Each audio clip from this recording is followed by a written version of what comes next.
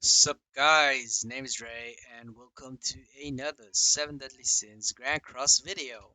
So yesterday there was part 1 of my account box showcase. Today we are doing the box showcase, which is part 2 of 6 months of Grand Cross.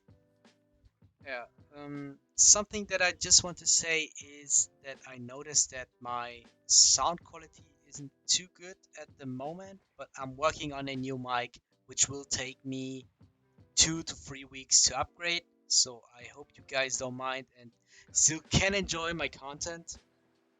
Yeah, but without further ado, let's just hop into my box showcase. Yeah, so first thing you notice is that every character in this box is 6-star awake except for this Elizabeth, which I want to talk first because she isn't 6-star awake. The reason why I didn't awaken her is her unique because if she dies, she fully heals their HP and fills the ultimate gauge by 2 orbs. So if you awake her, yeah, so if you do awaken her, she will die slowlier, she will be tankier, and you want her to die fast to trigger her passive, so that's the only reason. But I did notice that too late, but I think it's still okay to have it at 3 stars, level 50. So if you have her, do not awaken her. This is something that I can recommend right away.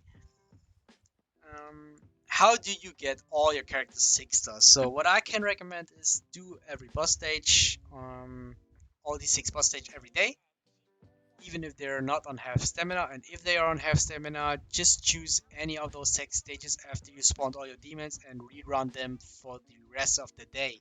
So that's what I did for the first 3 or 4 months. I think that was a time that I needed to 6-star all my characters. Yeah. Then always go to the shop and buy all the foods and all the awakening materials. This will save you a lot of time in the long term. So you will really quickly awaken all your characters after this. Next thing that I want to tell you is how did I reach this 2.3 million combat class. I think it's pretty obvious. You just have to give all your characters a gear set, and characters that you don't use you should give HP defense because HP is the highest stat in the game, which will lead you in a higher combat class. What I want to give you as a tip here is I slowly started to give every character SSR pieces, so SSR shield and heart pieces. I slowly start exchanging the SR gears, which I started with. So as you can see here, a lot of characters have a full SSR gear set. Just a couple have like 1 or 2 rare or SR pieces that are partly built out. And if I go down here, there are still a lot of characters that I have to exchange. Yeah, um, just use all your any of your SSR pieces. So this is like a good example. I just used a really bad one. You don't have to upgrade it, but it does take no, it will make a difference if you have like 50 different SSR gear sets to SR gear sets or rare or common gear sets.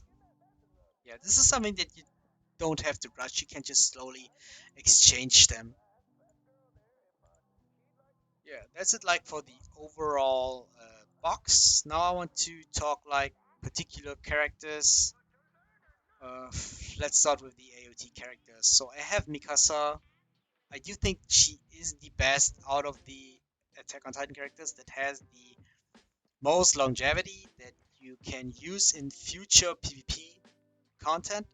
But I do think you have to build your all gear for her, and honestly, the majority of the players do, even if they're spending money on the game, they don't buy engraving stone packs or anvil stone packs. So this is also something that I would consider, even though I like the character very much. And I think she is viable. I did bought all her skins. because in the first 2 or 3 weeks I did use her a lot, and she was a lot of fun though, especially where in the first 1 or 2 weeks when nobody noticed that you shouldn't that you have to focus her because she will stack up real quickly, and then she will one free any character. Levi was a character that I was a bit upset of, but I don't have a good crit damage gear set. As you can see, I did use a attack crit damage gear set on him. It didn't work out too well, so yeah, I wasn't able to use him too much, but I had a lot of luck on the Attack on Titan collab. I did 6-6 him in just, I think, 1.5 rotations. Same for Aaron. So I did like 900 or 1,200 diamonds on the Attack on Titan banner, and I did bought the SSR ticket. So this was like the first time where I turned into whale. I committed.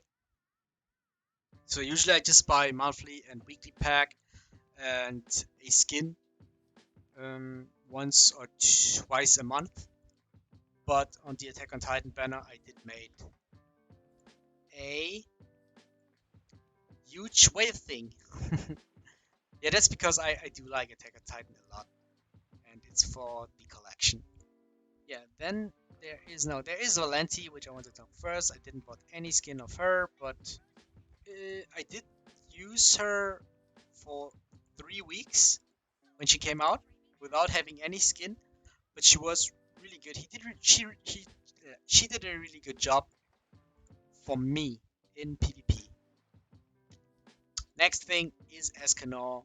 As you can see, as you can see in the thumbnail, he has a 47,449 combat class. So yeah, this was no Photoshop. He really has a such a high combat class on me. Reason being is he is the most used character in PvP. And honestly, I'm not a big fan of Escanor, but I have to commit he is one of the strongest characters in the game. And because he's the most used character, you want to build your Escanor as strong as possible, and you want to have a stronger Escanor than your enemy, so that you win in the combat class fight to start your turn.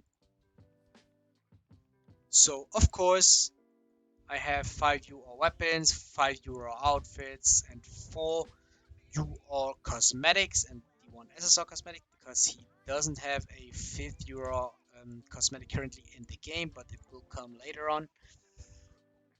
This is the first thing you have to do, especially for ungeared PvP. You will need to have cosmetics. Next thing is my gear set. I want to show you, which you already saw in the thumbnail. It was no joke that I maxed really every subset on the bracelet. So how did I do this? The usual thing how you upgrade gear sets is you upgrade a couple of different gear sets and work with the best substats ones. So that's how I also usually do it. But for Escanor, I did want to have a really perfect gear. So I was a bit of a perfectionist. I have a base set of 519, so it had horrible subsets. I did have to reroll with all my anvils from all the events that came out and all the anvils from the guild boss. So I did reroll until I got a 2.3 or 2.4%, which isn't recommended. I would recommend 2.5%, but yeah, it was a real pain to do it. So I started to use my hammers even on 2.3%, and I was waiting for the hammer event, and then I did use all the hammers for Escanor's bracelet and for his belt. So if you want to see like others, they are pretty high, so he has a very good gear set, but it isn't perfect. But I think it is done, so I won't invest any more effort in this gear set because I start using him less. Um, he will be still, he will be relevant still, even with Lost Vein, but he will lose a lot of his relevance with Lost Vein coming out, especially because he is green. Another unit that I want to talk about is Lilia. Yeah, I did 3 rotations for her and just got her to 5-6. Um, I still think it was worth because I did pull dupes for Escanor. Yeah, I just did 3 pieces on Yor. This piece is still a rare gear because I want to have a high pierce rate to abuse her passive. What you can do is to do more attack substats, so you have a higher combat class. So I do have a 3% attack roll here, but Lilia is a character that I use a lot, even with this gear set, and it works pretty good for me. Did bought all her skins, of course, because I think she didn't lost any relevance since she came out, for me at least. I did use her every day in PvP, in any comp. Uh, Blue Demon Meliodas, I think, lost a bit of relevance in geared PvP for me. I do rarely use him, so lately at least. I think there was a time where I did use him a lot in geared PvP, but I still use him in ungeared because there are no rules. Of course, I did pull all his skins because he's one of the characters that I use a lot. Yeah, so Arthur's a character that I didn't build out. So yeah, if you don't know, Merlin is my favorite character in the entire show. So I did bought all her skins, which is a pretty dumb move to be honest, but because she is my favorite character, who wouldn't do it?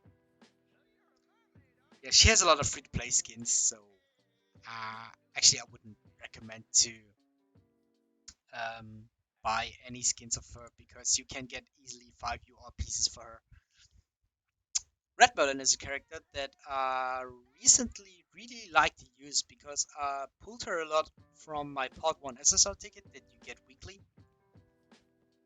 And she shares the water with the Green Merlin, of course, and she will have a big relevance with the release of Lost Wayne, especially with these 2 cards.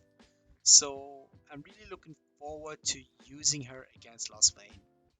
Jericho, Griamore, and Hauser are characters, and also Gulfthunder are characters that you should have built out by now if you're mm, if you're like a day one player. Gother, a member of the Holy Trinity, also did bought all of his skins. Actually, Gother is a character that I do not like too much, but I think this card, yeah, we all know this card is the best card in the game. So maybe I will do a special video where I really want to explain the strength of this card and compare it. Yeah, this is something I'm thinking about, but I'm not sure yet. King, I just got him all the way to 6-6. I did pull him on the 7% banner. I think I did pull 1 or 2 dupes. I'm not sure yet. And I did buy the coin this week.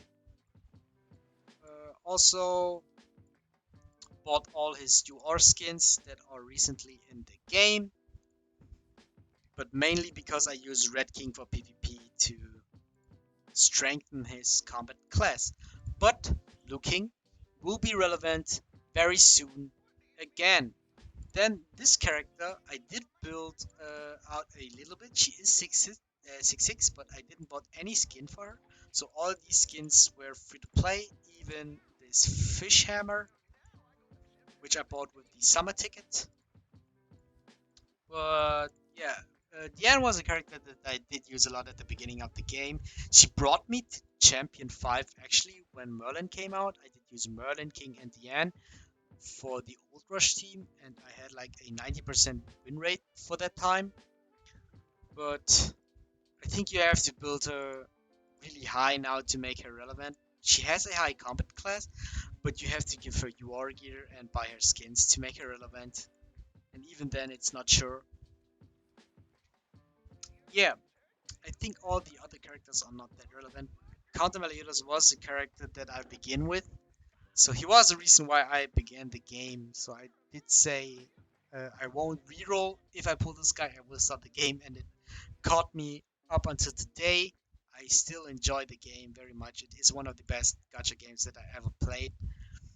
It has so much to offer, and yeah, I hope we are getting even more amazing content like the last 6 months.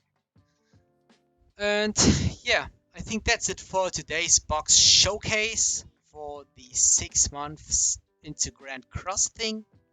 Hope you guys enjoyed the video. Follow me on Twitter. Leave a subscribe. No, how do I say? Subscribe to my channel. And see you guys next time.